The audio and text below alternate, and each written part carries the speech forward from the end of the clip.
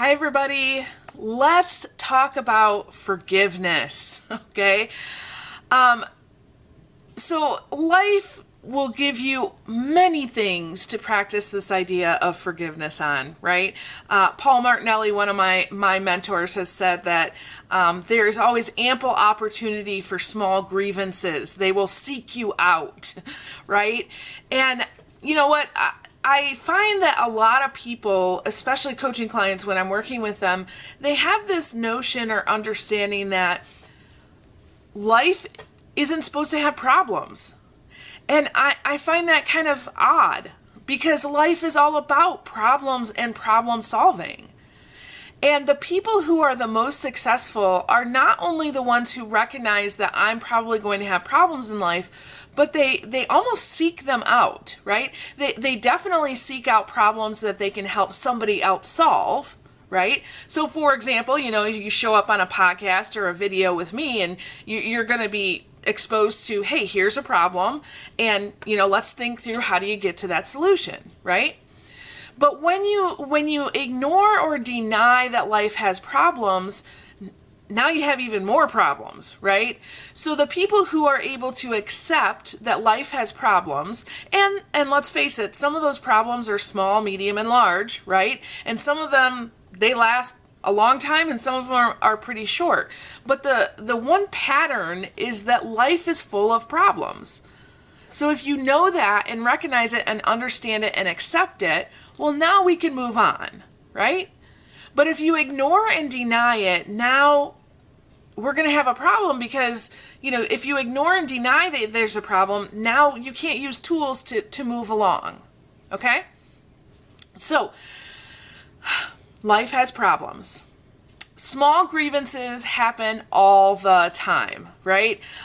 You could have a rude bank teller, right? Maybe you go in and you're in the drive-thru or something, and the bank teller is just, maybe they're having a bad day, right? But when you get to them, they're rude, right?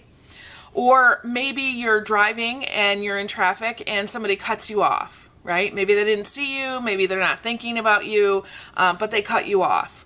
Or maybe you were on social media and somebody came onto your post and they kind of left a hostile comment, right? Or you interpret it that way. Now, maybe they didn't know how to word that in such a way that really got their point across, or maybe, they're just at a lower level of awareness, but for whatever reason, it just got you, right? So these small grievances happen all day, every day. So how do we handle those, right? The first thing that I like to think about is, we don't know the story behind what happened, okay? I don't know the story behind what made that bank teller rude to me, right? And maybe it could be my interpretation of her being rude, right? I don't know the story behind that driver, right? That was something that I really had to walk through. Before this whole pandemic thing started, I was traveling 30 to 40,000 miles a year, going from one event to another. I was doing a lot of driving, and I like to tell people I didn't have a dose of road rage, but I had a healthy dose of road impatience, okay?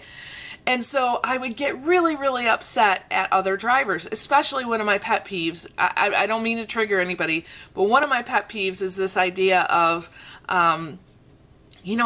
turn your blinker on before you put your brake on, right? Signal to the world what you're doing before you do it. But anyway, I digress. So the point that I'm getting at is we don't know the story behind what caused the rudeness or the cutting off in traffic or that comment on social media, right? We don't know the story. Do we need to know the story? I mean, think about that. Do we need to know the story? Do we need to know the story to do something about it to make our own lives better? This is where, playing around with your thoughts is very helpful. So, one thing I think about is when these small grievances come, there's usually two things that I like to focus on. Number one, I ask myself, why does this bother me? Okay? Because there's many times, quite frankly, that people might have rough behavior, and I look at it as like, wow, they're having a moment, they're having an issue, something's going on, how can I help them, right? So the interpretation or perception for me is they're having a hard time, how can I help? Sometimes, it bothers me. And so when it bothers me, I say, why does this bother me? Usually there's something that, I'm working on or dealing on with myself, or perhaps, it's something that is signaling, hey, Michelle, you're tired. You're not seeing people for who they really are right now because you're tired, right? So I ask, what do I need to do? And the second thing I say is, what do I want to do with this particular thing? Now, I've gotten to the point where I want to get rid of it quickly, right? I don't want to hold those small grievances in anymore, because what happens is the little teeny tiny parts, they kind of get stuck in you, and they can cause some toxicity, okay? It's kind of like, I was reading an article a long time ago. It was talking about the foods that we eat and the toxic things that might be in the food that you eat when you have processed food especially. So one of the things that they were saying is that your body is set up so that, let's say there's poison, right? Somebody poisons your drink. And if it's a large enough amount of poison, your body recognizes it and takes care of it, right? There's a system set up to say, nope, we don't want this. The problem comes when the toxicity comes in little teeny tiny amounts, because the body doesn't recognize that that's a problem and it doesn't get rid of it. So the system is not enacted to get rid of it, right? So you end up with toxicity over time because your body doesn't recognize it. And then it gets used to that level of toxicity, right? So it says, okay, that little bit, that's okay. And then the next day, well, that little bit, that's okay, but it's kind of added on top of that, right? And so you get this layering effect of toxicity in your body. The same is true with these small grievances. If you allow those small grievances to stay inside you instead of letting them go and forgiving them, you're going to eventually build up that toxicity, and your life is going to become much more difficult. Okay? So, what can you do? Well, really practicing the art of forgiveness. Well, how do you do that, right? Gosh, that's a whole course in and of itself. It really is. But the one thing that I can tell you is that we are getting ready to launch a 7-day mindset challenge, okay?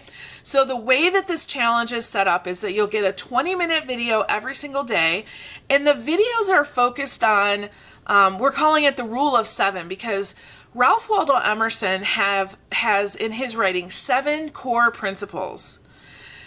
I have been following Ralph Waldo Emerson for years, especially the last 2 years. And those 7 principles, and I'm looking at my paper, I keep it right next to me every single day. I've got them right here.